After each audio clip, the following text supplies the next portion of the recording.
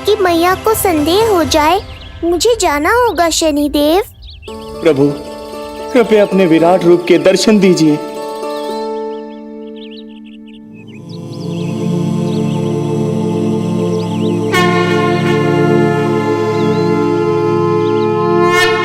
सशंख चक्रम सकिरीट कुंडलम सपीत वस्त्रम सरसीरुहेक्षणम सहार वक्षस्थलशोभिकौस्तुभम् नमामि विष्णुं शिरसा चतुर्भुजम्।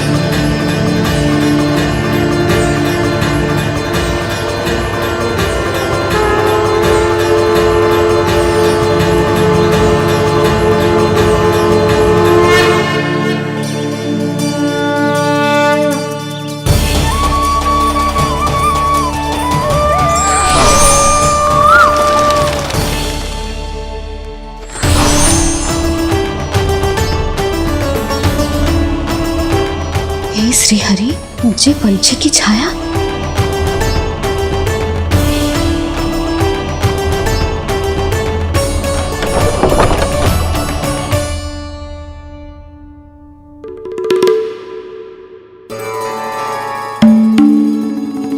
यशोदा, क्या हुआ? क्या देख रही हो? क्षण भर को लगो जैसे लल्ला की ना कोई पंछी की छाया हो। पंछी?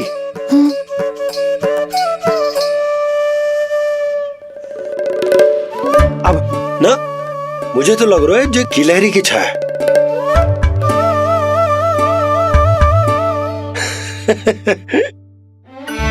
यशोदा, बालक नीलमणि है और बालकों वाले काम तुम कर रही हो। अरे प्रकाश और छाया से खेलने का काम लल्ला के लिए छोड़ दो। अरे परंतु ये देखो, झरोका खुलो है, ठंडी बयार चल रही है, लल्ला को ठंड लग जाएगी। बंद करो, जाओ। हाँ हाँ हाँ लल्ला, ए लल्ला।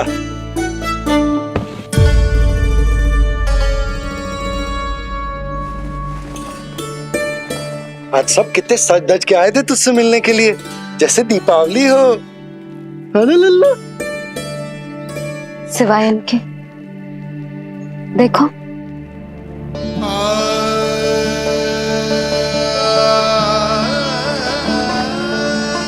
जब से चिच्ची मथुरा से लौटी है, इनका सजना सवरना सब छूट गया है। मैया, तब तो हमें अवश्य ही कुछ करना चाहिए।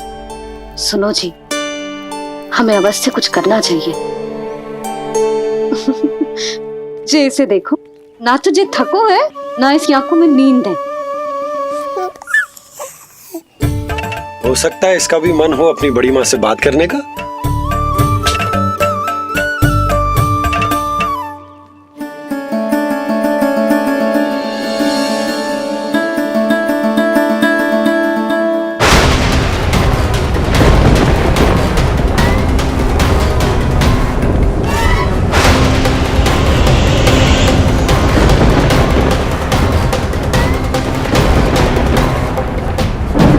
अरे लल्ला, डरने की क्या बात है?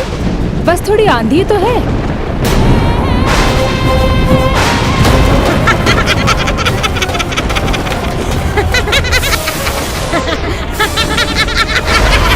लल्ला, लल्ला, लल्ला, लल्ला।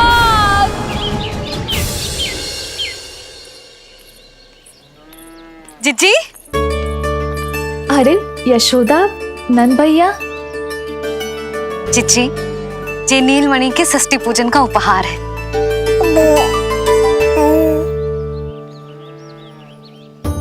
यशोदा, नंद भैया, मैं आप दोनों की भावनाओं का सम्मान करती हूँ।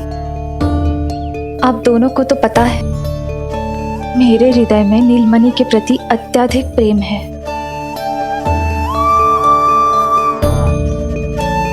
यशोदा, तुम तो जानती हो मैं ऐसे वस्त्र नहीं पहनती। स्त्री का श्रृंगार उसके पति से होता है और मेरे पति तो उस महादुष्ट कंस के कारागार में बंदी है। ऐसे में इस रास रंग का झूठा दिखावा कैसे करूं नंद भैया? अभी समय नहीं हुआ है, इसीलिए विवश हूँ। पर आपका दुख मैं भली भांति समझता हूँ बड़ी माँ। दिन रात ये भय लगा रहता है कि कभी भी उस कंस के सैनिक आएंगे और मेरे पुत्र को मुझसे दूर ले जाएंगे। इस आशंका में मैंने उसका बालपन भी खो दिया है। उस नन्हे से बालक को 4 दीवारों के भीतर बंद करके रखा है मैंने। थोड़ी देर और, बस तेरे बाबा अब भी आते ही होंगे।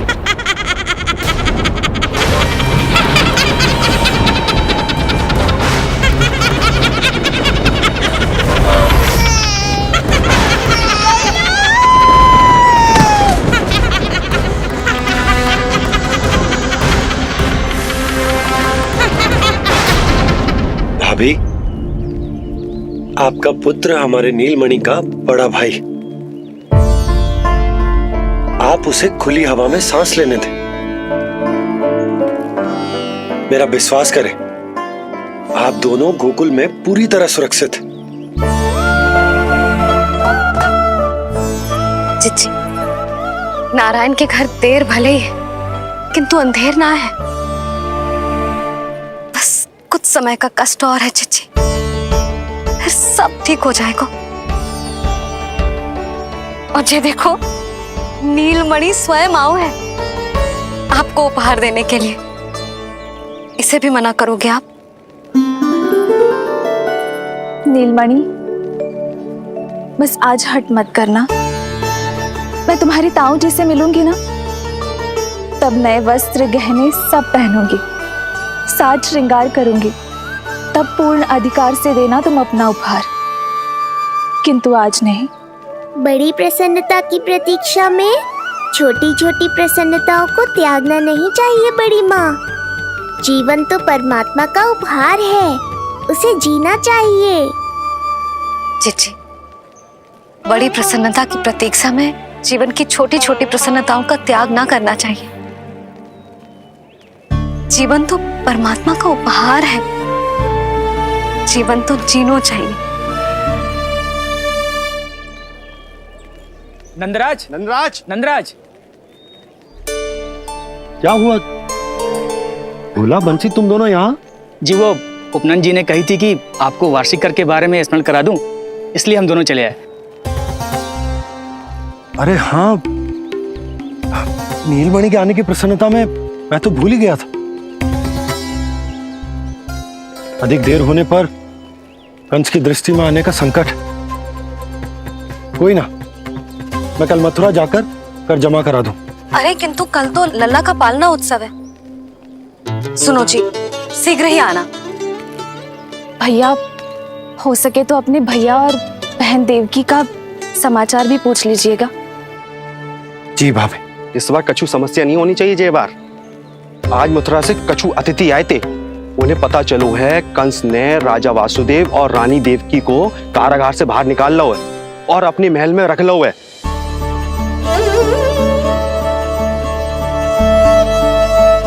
ये तो अत्यंत शुभ समाचार है।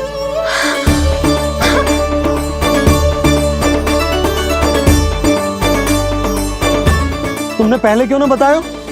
हमें लगो आपको पहले से पता होगी महाराज। अच्छा ठीक है, जाकर तैयारी करो, कल तुम दोनों भी मेरे साथ चलोगे। जाओ।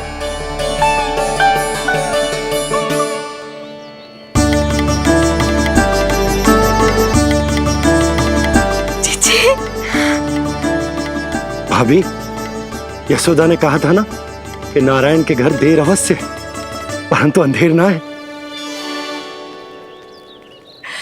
प्रतीत होता है हमारा नीलमणि सबके लिए सौभाग्य लेकर आया है। सच्ची भाभी, नारायण का वरदान है जे बालक। भाभी, अब हमें चलना चाहिए। और हाँ, कल वसुदेव भैया और देव की भाभी से बिना मिले वापस ना आऊंगा मैं। उन्हें कह दूंगा और बता दूंगा कि कितना स्मरण करते हो आप उन्हें। चिच्ची, शुभ समाचार मिलो है।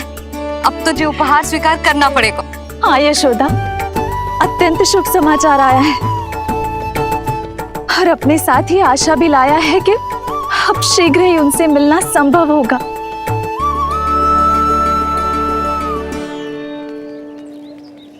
तुमने सत्य कहा था यशोदा, जीवन जीना चाहिए। मैं भी जीऊंगी, छोटी छोटी प्रसन्नताओं को मनाऊंगी, अपना ध्यान रखूंगी, फिर से सजूंगी, संवरूंगी। अब जब वो मुझसे मिलने आएंगे, उनका स्वागत करूंगी। उन्हें वैसे ही मिलूंगी जैसे जैसे उन्हें छोड़कर आई थी। मैं आपको आपके दुख से मुक्ति दिलाऊंगा।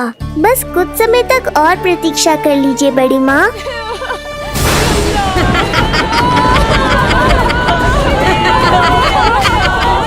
कब तक बचेगा शिशु विष्णु? आज नहीं तो कल तू मेरा निवाला अवश्य बन जाएगा। कल तुमसे भेंट होगी पूतना। कहाँ है तू शिशु विष्णु? शीघ्र ही तुझे आहार बनाऊंगी मैं। तुमने बहुत दुष्कर्म कर लिए पूतना। अब तुम्हारे आतंक का अंत करूंगा मैं।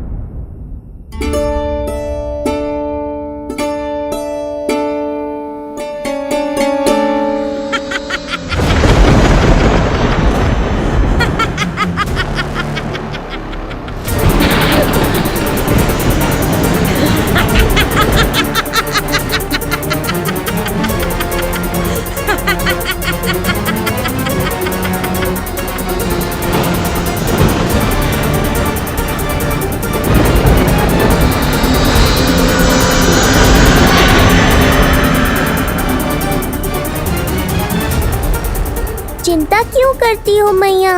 मैं हूँ ना। नेत्र खुले रहे तो मैया पक्का घबरा जाएंगी। यशोदा, क्या हुआ? अरे बोलो ना, कोई बुरा सपना देखो। ना, स्वप्न तो ना था, किंतु मेरा मन बहुत घबरा रहा है। ऐसा लगो जैसे नीलमणि को कुछ। ये देखो, नीलमणि तो शांति से सो रहा है, तुम ना व्यर्थ ही व्याकुल हो रही। बाबा सही कह रहे हैं मैया, कुछ नहीं होगा मुझे। सुबह होने में अभी समय है, व्यर्थ की चिंता को झटक सो जाओ। अच्छा, ऐसे कैसे झटक दूं चिंता? नींद अचानक खुलो है मेरी, इसका अर्थ है अवश्य ही कोई बुरी दृष्टि है मेरे लल्ला पर।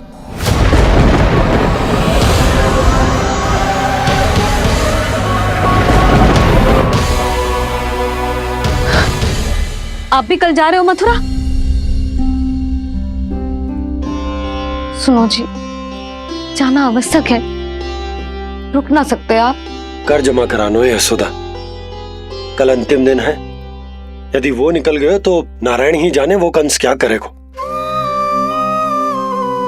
जानो आवश्यक। पिछले 6 दिन से नित्य कोई न कोई कर्मकांड संस्कार चल रहा है, इसीलिए तुम थक गई हो। तनिक विश्राम कर लो, सो जाओ। देखो, नीलमणि भी जय कह रहा है कि मैया मोरी विश्राम कर लो, सो जाओ। कल मेरे पालना उत्सव मनानो है कि ना?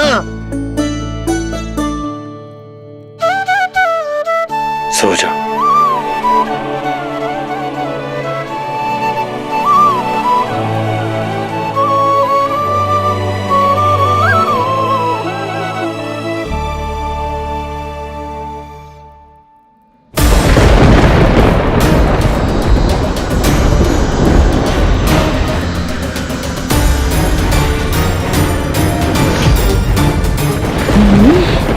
शिशु की गंध। पर अब तो भूख भी मिट गई है। एक रात का समय बचा है बालक, जी ले। कल सूर्य की पहली किरण के साथ अंतिम सांस लेगा तू।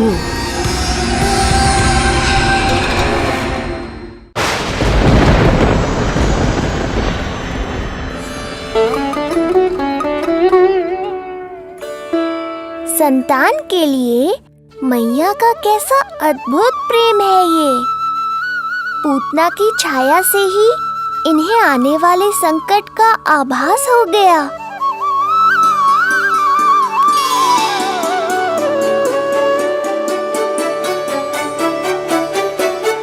जब कोई बैलगाड़ी से यात्रा करता है तो गाड़ी पर चढ़ते ही सामान की गठरी नीचे रख देता है। उसे पूरे समय अपने सिर पे ढोते हुए यात्रा नहीं करता। उसी प्रकार आप भी अपनी चिंता की गठरी मुझे सौंप दो मैया, मैं सब संभाल लूंगा। जैसे आप थपकी देकर मुझे सुलाती हो, वैसे ही आज मैं आपको सुलाऊंगा।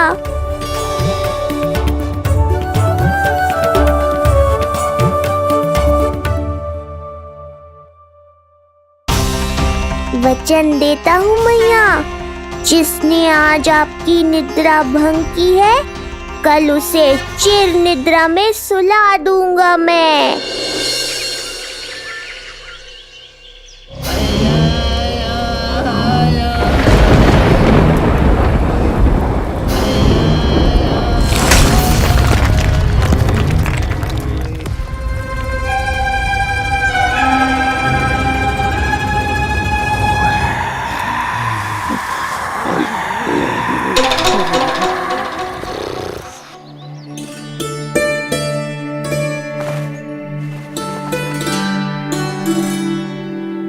गाड़ी तैयार है नंदराज जी। उपहार और मिठाइयाँ तो ठीक है, किंतु भोजन रखो है कि ना? हाँ भाभी, रख दियो है। और भोजन ऊपर रखो है कि मिठाई? भोजन ऊपर रखो है भाभी। मुझे लगो ही था, अब मिठाइयाँ पिचक जाएंगी ना? हाँ भाभी, तो अभी मिठाइयाँ ऊपर रख देते हैं। क्या होगा बंसी भैया, फिर मिठाइयों का रस भोजन में चला जाएगा ना? मैया ऐसे पूछताछ करोगी तो हड़बड़ा तो जाएंगे ही। अरे भोला बंसी, अरे भोजन और मिठाइयों को अलग अलग रखो भाई। यही कह रही हो ना सुधा? अरे वाह, आज हमारा राजकुमार जल्दी उठ गए हो। इसे भी पता है पालना उत्सव में इसके बाबा ना होंगे इसके साथ, इसीलिए विदा करने आ गए। फिर कोई ऐसो कर्मकांड ना होगो जब मैं ना हूं। बस आज जाने दे लल्ला, सबको जाकर अपने हाथों से मिठाइयां भेंट करूंगा और सबको बताऊंगा कि इतना सुंदर, इतना प्यारा लल्ला का बाबा बन गया मैं।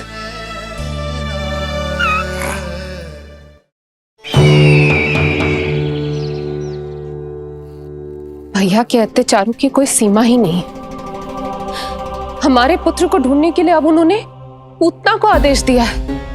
वो केवल महाभयंकर ही नहीं बल्कि मायावी भी है। हमें किसी भी प्रकार से ये सूचना गोकुल भिजवानी होगी। सत्य कह रही हो देवकी, मुझे भाई नंद को किसी भी तरह सावधान करना ही होगा,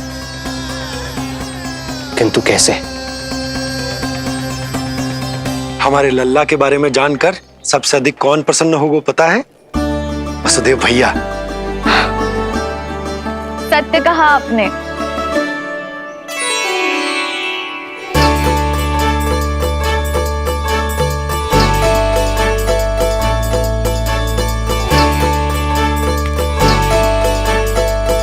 बड़ी माँ, नए वस्त्रों में ये हुई ना बात।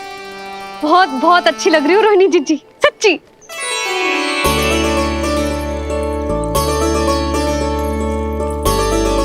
आपने जीवन में फिर से रुचि लेना आरंभ कर दियो है, ये जानकर वसुदेव भैया की प्रसन्नता दुगनी हो जाएगी। ये उनके लिए मेरे हाथों से बनाए पेड़े मथुरा के पेड़ों से भी अधिक प्रिय है उन्हें। और ये देवकी की नवजात कन्या के लिए कहिएगा केवल वस्त्र नहीं है, अपना आशीर्वाद भेजा है मैंने। जी। सच में यशोदा, नीलमणि एक आशा का दूत बनकर आया है मेरे जीवन में। नंद भैया, उनसे ये भी कहिएगा कि मैं और उनका पुत्र हम दोनों ही यहाँ कुशल से हैं। अगर ईश्वर ने चाहा तो शीघ्र ही उनसे मिलना संभव होगा। वसुदेव भैया और देवकी भाभी से बहुत सारी बातें करनी, यदि विलंब हो जाए तो चिंता मत कर। जाने से पहले अल्लाह को हृदय से तो लगा लो।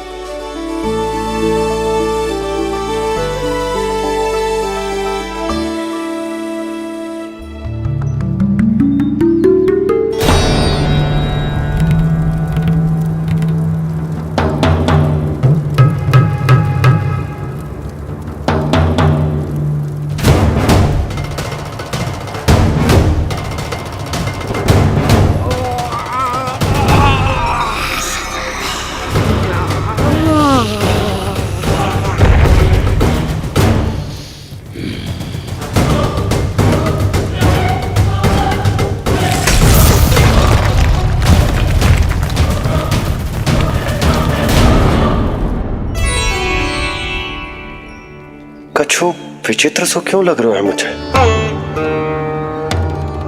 बाबा, आपका पुत्र है ना यहाँ, सब कुशल मंगल ही होगा।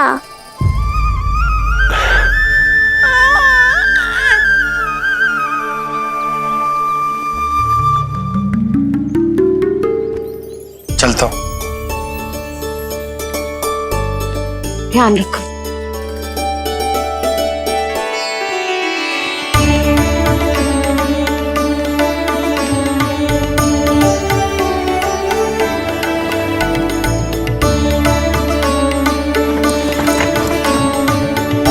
जय राम जी की। जय राम जी की।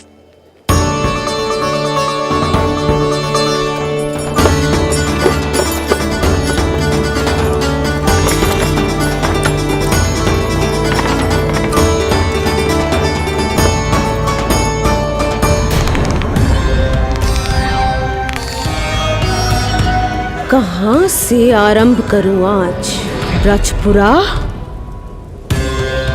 रानी घाट, देतिया, बरसाना या गोकुल?